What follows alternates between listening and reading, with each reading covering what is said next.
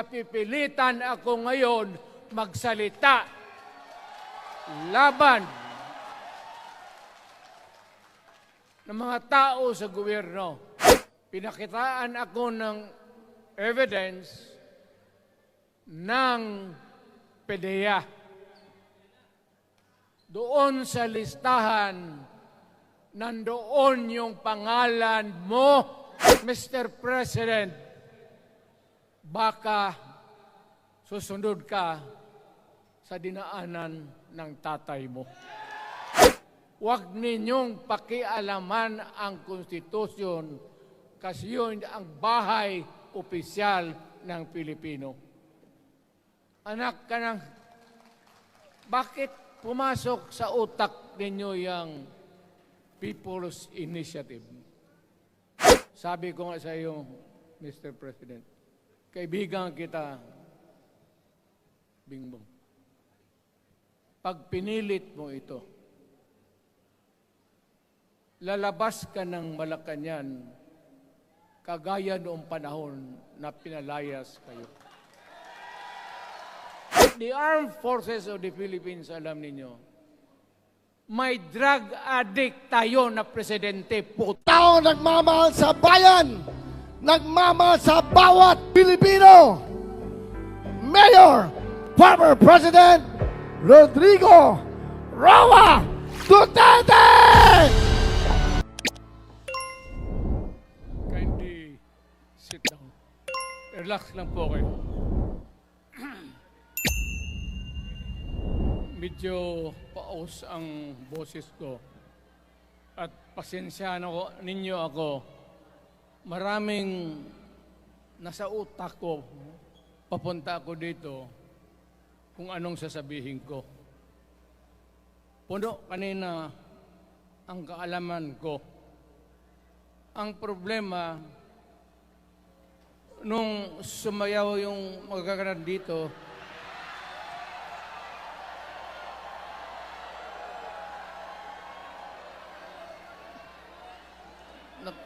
nakalimutan ko. Matanda na rin kasi ako. Ano ito? Meeting de Avance? Alam mo, nung unang panahon, wala naman tayong kamuang-muang, wala naman tayong kalaban, wala namang nagagalit sa atin. Pumunta ang Espanyol at inagaw ang ating lupa, hinirang. For 400 years, nagtiis ang Pilipino, subjugated by foreigners. Then, during the American and Spanish War, natalo ang Espanyol at napunta ang ating bayan sa Amerika. Anak ng grabe ang tiis ng Pilipino, yung mga lolo natin, kung gaano na lang sila pinahirapan. Alam mo noon, kung hindi ka magsimba, ay may mga pare nandyan, they know the history of Christianity. Alam mo noon, kung hindi ka magsimba, 10 palo sa katawan mo. You doubt my... Ayan si Father Ivasco, Chief of Staff ko sa City Hall. Siya yung NPA leader doon sa Libungan, may plenum ang komunista. Itong mga sundalo natin, nandito sa harap ko, nahuli yan si Ivasco. At ako naman ay fiscal noon, pumunta ako sa katitipan para i-administer ko yung oath niya, yung statement niya kung totoo o hindi. Pagkatapos noon, sabi ng mga sundalo, Piskal, papatayin namin itong dalawang pare. Father Tison Waray, pati si Father Ibasco. Bumaba yan sila sa Visayas para makiksapalaran sa NPA. Sabi ko, wag, kasi pare yan. Puta, alam mo, ang Diyos nandyan eh.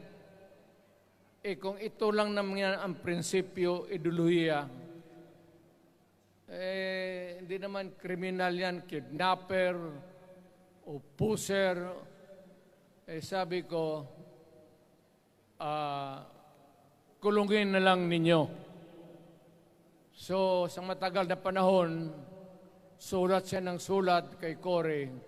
Eventually, na-release yan sila lahat, pati na ang asawa nila Quintanar, yung mga komunista, mga Esparo, nanggaling dito at naging uso sa buong Pilipinas, yung pagpatay. Wala.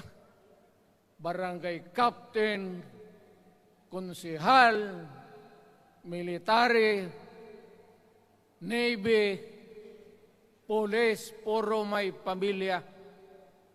Anak ka ng kakawalang kwenta yung ideolohiya. Kung hindi mo man lang mabinta sa mapayapa na panahon,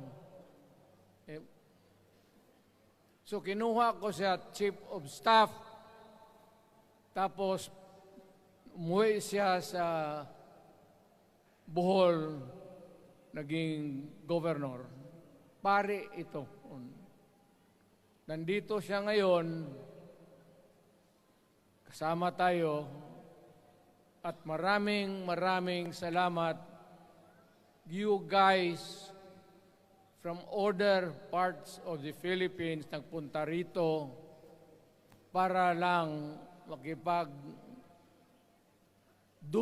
sa Bisaya. Sumama lang sa ating, kung sabay tunong sa Tagalog, yung ating, the purpose of why we are here. Wala akong, no longer in politics. I am not a candidate. Nahirapan nga ako mag-akyat ng hagdanan. I am 80 years old. Hindi, 79 lang, pero hindi binibilang yan eh. Sabi malas daw. Sabi ng asawa ko, 80 na ako. O, sige, 80 na. Pero nung lumabas itong People's Initiative, okay man yan. Abogado ako. There are 3 ways of amending the Constitution. Mag-constitutional convention, mag-election tayo sa political districts ng representante para sa assembly to convene there and propose changing or modification of our Constitution.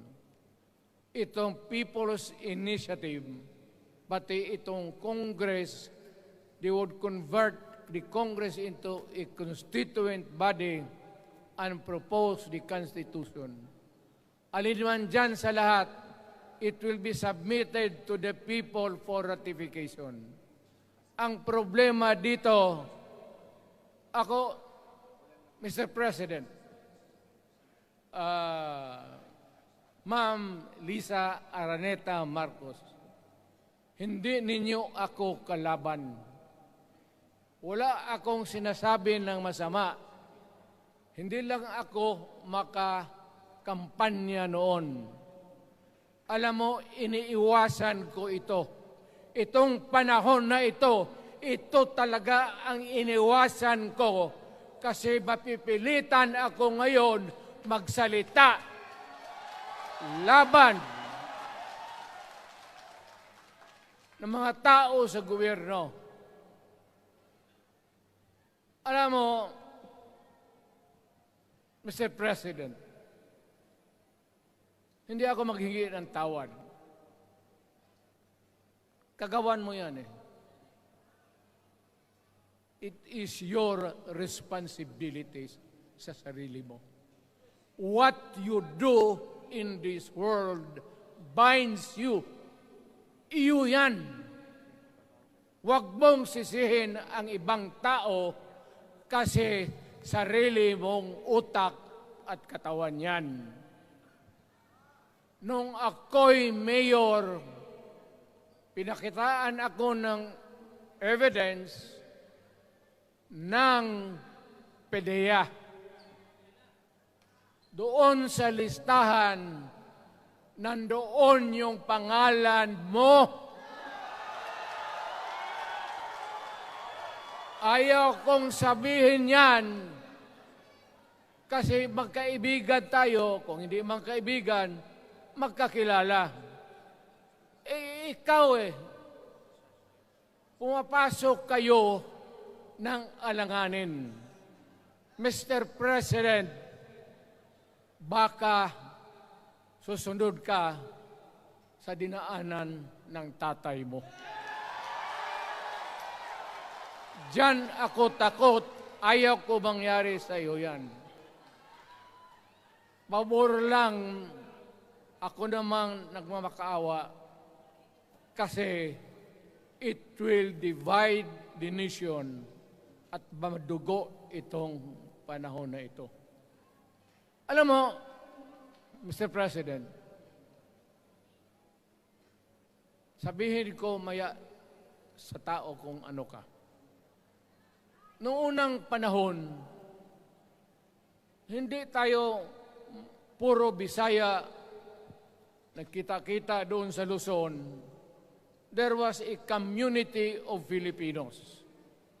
Galing Visayas, galing Ilonggo, galing Waray, galing Mindanao, galing Hulo, galing Lanao, Cebu, Samar, at Taas, Pampanga, Apare.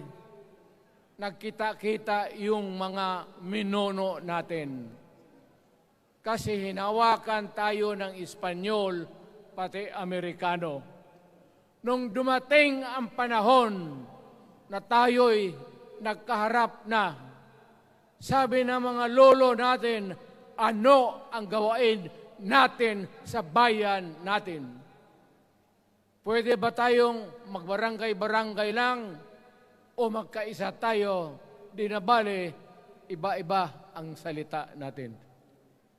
It was agreed by the Filipinos then of all walks of life, Ma-Ilocano, Ma-Cebuano, mga taga Mindanao, they agreed to form a constitution. Alam mo, yung constitution parang bahayan sa tao. May poste. Sabi natin, magawa tayo ng magandang opisina where we can meet and talk about the destiny of this country. Doon, they agreed na may malaking bahay, may poste, mga malaking poste, at may mga muebles at kwarto, living rooms and all. Ang usapan na from time to time, lumalaki na ang bayan at magdagdag tayo ng mga opisina sa mga opisyal. Maganda yon, bahay yon. Mga sahig, nandyan lahat. The mesa, desks, chairs and everything. Wala tayong pinag-usapan na sirain yung bahay na yun. It was intended for posterity at inabot sa atin yung konstitusyon na yan. Although it was amended and modified, but it is still the fundamental law since 1935 hanggang ngayon. At what keeps in Ilocano, Bisaya, Waray, Moro, bakit tayo nagkaisa? Magkaiba ang salita natin, ang pagkain, iba. Ugali, iba. Bakit tayo andito ngayon? Dahil sa isang bahay. Yung bahay na yan, yung papel, the Constitution. Ngayon, ang Constitution is supposed to be a permanent thing. Ang batas na binigay ng Constitution sa Congress, sa lawmakers, they can make laws every day, modify, change it if they want, every week. Okay lang yan. Huwag ninyong pakialaman ang Constitution kasi yun ang bahay opisyal ng Pilipino. Anak ka ng, bakit pumasok sa utak ninyo yung People's Initiative? Anong nakain ninyo? There's nothing wrong with the Constitution right now. The environment in the Philippines seems to be positive, okay. Wala namang problema. Araw-araw nakikita tayo. Punta Maynila, marami akong kaibigan, mga brad ko, mga classmate ko. Okay ang buhay natin. But suddenly, nandito yung People's Initiative. Alam mo, sa umpisa pa lang, nagdududa na ako. Bakit? People's Initiative manggaling sa tao. Dapat yan galing sa mga purok at doon sa barangay at doon sa DILG, ipasa nila sa syudad, sa probinsya, at sa national office. Dito mga congressman,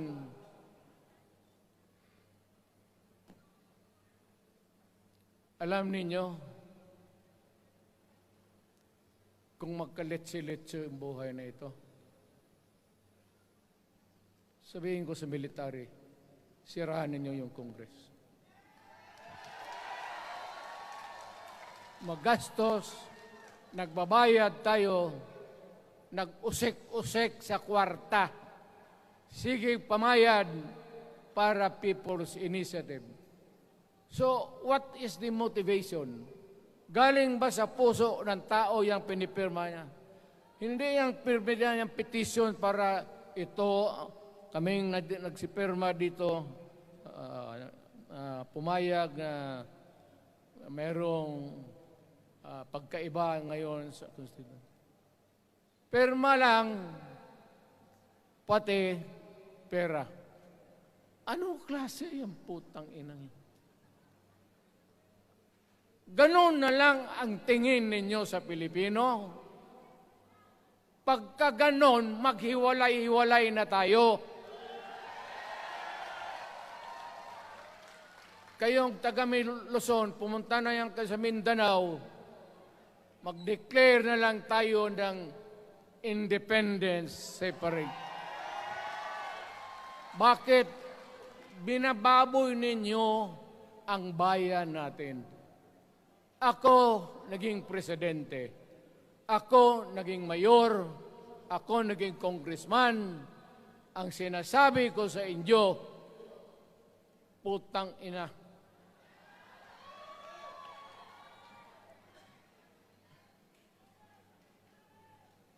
Malinis, no? Baka ihi mo ito, ha?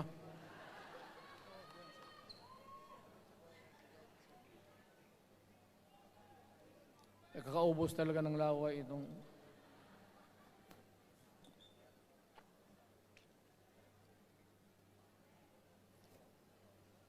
what do you expect the national government, particularly ang Malacanang? Anong gusto ninyong response? Wala kayong mga seminar na ganon. You never educated the Filipino people. You want the Filipino to remain ignorant para you can do what you want with the country. Yan ang totoo. Kasi ginagago ninyo para walang alam ang taong bayan. Well,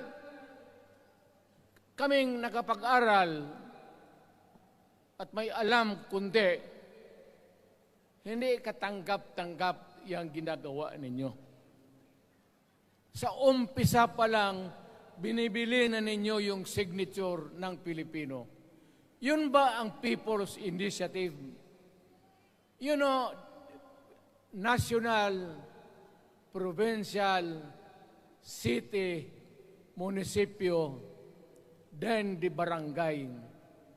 Yan ang echelons ng power sa gobyerno. Hindi naman ninyo gigamit ang barangay at binigyan mo ng 20 milyones isa't isa sa kanilang mga congressman. At binibili ang Pilipino. Alam ninyo kung ano yan? Kaluluwa ang ninyo ang binibili ng taong bayan. Hindi ako mapayag ng ganon. Nakapag-aral ako, hindi naman ako ignorante. Bakit ka mag-people's change? Ang problema ninyo, ganito. Hindi pa, pauna. Ang malas ng Pilipinas, every president, almost all, pag naupo na dyan sa Malacanang, walang ginagawa kung mag-isip ang mga putang ina kung paano pahabain ang termino nila. That's the problem. Bakit ganon kayo? Ang demokrasya may eleksyon. Para naman, tignan ninyo, Presidente Osmeña Bisaya. Ang napaalaala ko pa, Garcia Bisaya. Then Magsaysay Ilocano. Then si Quirino Ilocano. Ganon dapat. Ang election is a cleansing process. Gumagalaw yan. Huwag mong pigilan. Ngayon, kung ikaw nandyan, naupo ka, you stop the process of governance, hintuin mo, kasi pahabain mo ang termino, gusto mo. Sabi ko nga sa iyo, Mr. President, kaibigan kita, Bingbong. Pag pinilit mo ito, lalabas ka ng Malacanang kagaya noong panahon na pinalayas kayo.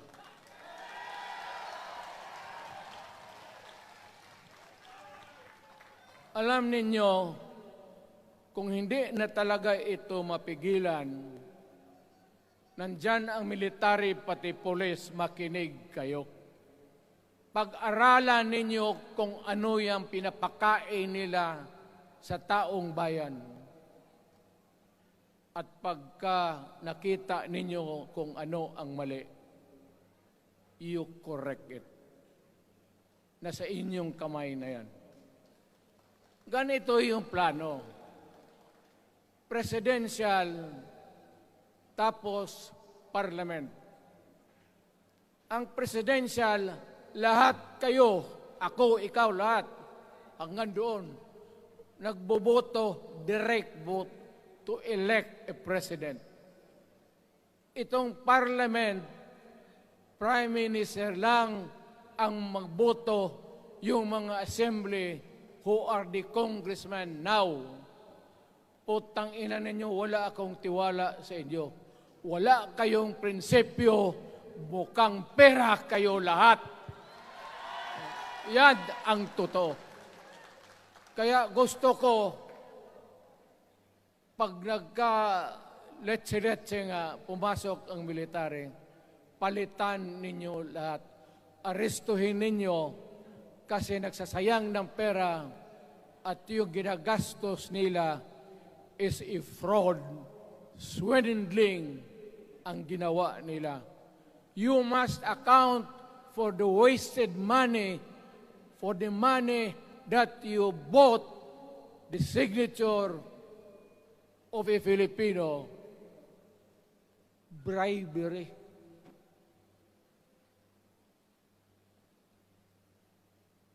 Magdasal lang kayo. If by the grace of God, mabalik ako,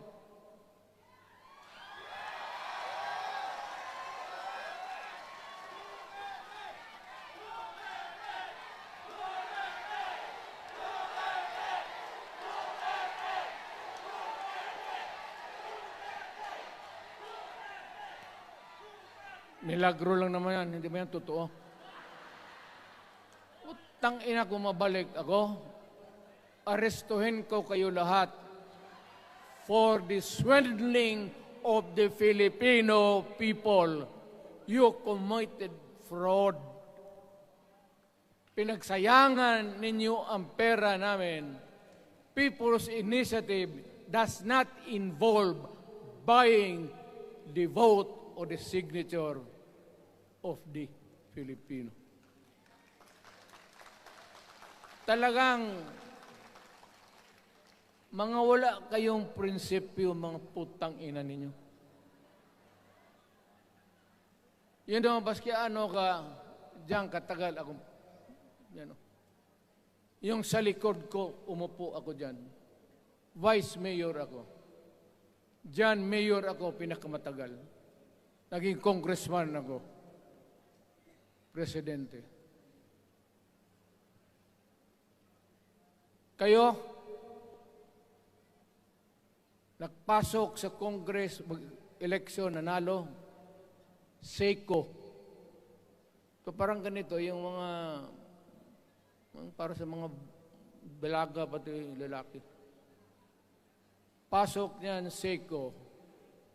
Paglabas niyan, pagkatapos, Rolex na.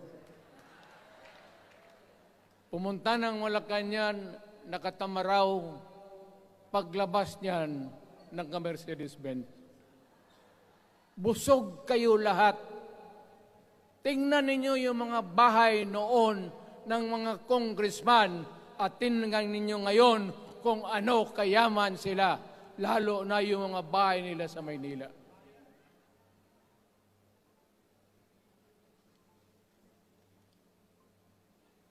Wala kayong masabi sa akin. Alam mo bakit diretsahan ako magsalita? Ninipahat, wala ako. Paglabas ko sa Malacanang, lipad ako dito. Pumunta ako sa bahay ko para mag-retire. Ayaw ko sanang bumalik. Ayaw ko na. Matanda na ako. Putang ina, napapandol lang ako dyan eh. Kaya lang, marami akong magandang naisip kanina papunta dito. Kaya yung sumasayaw lang kasi yung mga ali. Nabakante tuloy, nakalimutan ko kung ano ko nang sabi. Tangina. Huwag kayong magpaloko.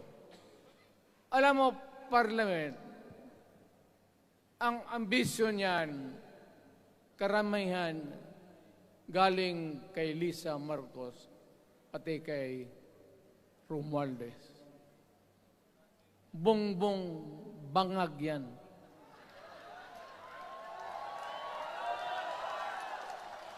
That's why sinasabi ko na sa inyo ngayon, si Bongbong Marcos bangag noon, ngayong presidente na bangag natin ang presidente. kayong mga military, alam ninyo yan. Lalo na yung nasa Malacanang. Alam ninyo. The Armed Forces of the Philippines, alam ninyo. May drug addict tayo na presidente, putang inang yan. Ayun ang, bakit ako nagkaroon ng kaso ng ICC? Sabi nila, pinapagpatay ko raw yung mga drug user at drug addict. Mabutit na lang, wala na ako sa pwesto, baka kasali ka pa. No, Mr. President, pinilit ninyo kami. Kayo yung sa Bisaya, kinikitoy mo yung Pilipino. You are testing the waters. Not even. You are, pushing to the limits ang pasensya ng Pilipino. Wag na wag mong gawin yan. Wag mong gawin yan, wag mong ituluyan kaya magkagulo. Pag hindi namin napilitan kayo sa mga rallies, sa aming mga boses, ang sentimento namin, ako'y sinasabi ko sa military, nag-hemorrhage ang bayan, gastos dito ng gastos doon. Tapos kung mag-speech, ang pinag-usapan ang putang inang pobreng Pilipino. Gastos dito, gastos doon. Mga military, maawa kayo sa bayan. Pag hindi namin kaya, gawin na ninyo. Gawin ninyo, kawawa ang Pilipinas. Alam mo, presidente, tapos mag-parliament, tumatakbo ng assemblyman o congressman niyan si Sandro, tapos ipasok nila sa assembly, gawain nilang prime minister. Yan nga ang sakit ng Pilipino. You want to perpetuate yourself in power at the expense ng buhay ng bayan. Mabuti sana kung bright kayo. Kung drug addict ka lang naman at may asawa kang hungry for power, tapos may isa itong taga Leyte, gusto siyang mag-prime minister at gawin niya itong bongbong, diyan ka lang, ako ang bahala.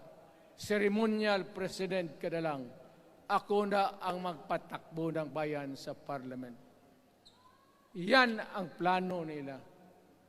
Yan ang hindi talaga matanggap natin. Kalukuhan niyang putang ina. Huwag kayo, alam mo, bakit ako makipag-away ng presidente? Marami siyang sundalo. Kaya natin, kayong pumalag,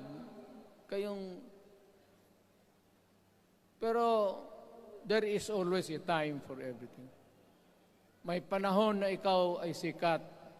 Sa ayaw mo at sa hindi, may panahon ka talagang bababa dyan sa Malacanang. Gaano katagal ka man to hang on to the power, that is for God to decide for the nation. Kami, patayin ninyo, wala na akong silbi. Tapos na ako, naging presidente na ako. Nakatikim na ako ng pag-upo ng silya dyan sa Malacanang. Ganoon na lang ang ang alaga ko sa bayan. Alam mo ba, talungin mo yung lahat ng senador.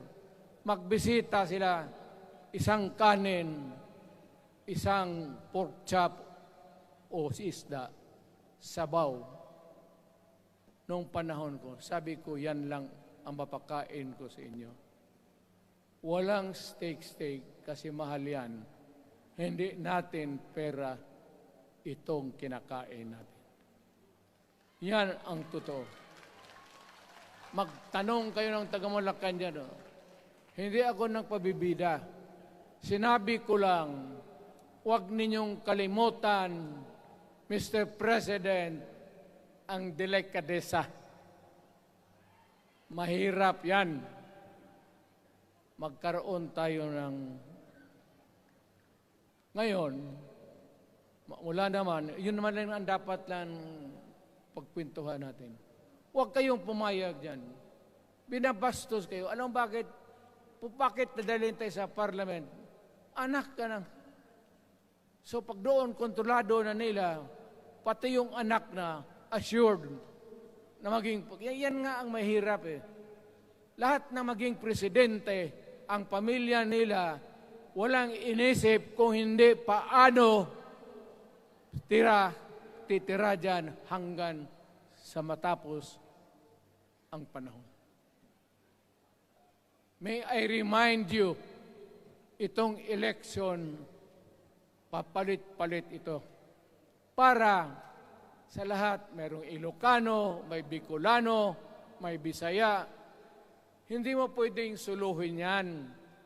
The election is a cleansing process. It does not, it's never the intention of the whoever wrote the Constitution na ikaw, isang Pilipino, taga-Paway, taga-Batangas, taga-Davao, ikaw, Rodrigo Duterte, nandiyan ka na, huwag ka nang umalis. It was not the intention of the lawmakers. Demokrasya tayo, Mr. President. Huwag mong kalimutan na isang term ka lang pagkatapos bababa ka na. Pag ayaw mong bumaba, utang ina magkagulo ang bayan, sabihin ko sa inyo. Ngayon, nakikinig kayong mga military. Gusto ninyong iwasan ang dugo? Kayo lang ang makapigil nito. Putang ina, pigilan mo yung kalukuhan na yan. Pagka hindi itong rally na ito, it will multiply all over the Philippines and there will be trouble. Ako ang nauna kasi galit ako. Dumaan ako ng presidente. Not even for a minute did I think or was thinking of extending my term even for one day. Noong natapos ako sa araw na yon, bumaba ako, sumakay ako, lumipad ako dito sa Davao. Ikaw, Mr. President, hintayin mo yung 6 year, kalimutan mo na yung kay Romualdez, kasi yan ang magpahamak sa iyo. At maraming magagalit sa iyo, pati na ang militar. Kaya hindi na ako magtatagal. Yun lang ang dasal ko. Reject. Protect the Constitution. I am calling now the armed forces and the PNP. Protect the Constitution. Trabaho ninyo yan. Huwag ninyong kalimutan. Kami, inyong dapat, you should worry about the nation. The millions of Filipinos. Huwag kayong mag-isip lang ng isang pamilya. Putang ina. Ilagay ninyo sa utak ninyo yan. Bahala kayo. Balang araw, magsisihan. Pero kasi umuulan naman, hindi ulan. Hindi, shower lang yan doon sa Malacanang, ginagawa nila, pasirit doon.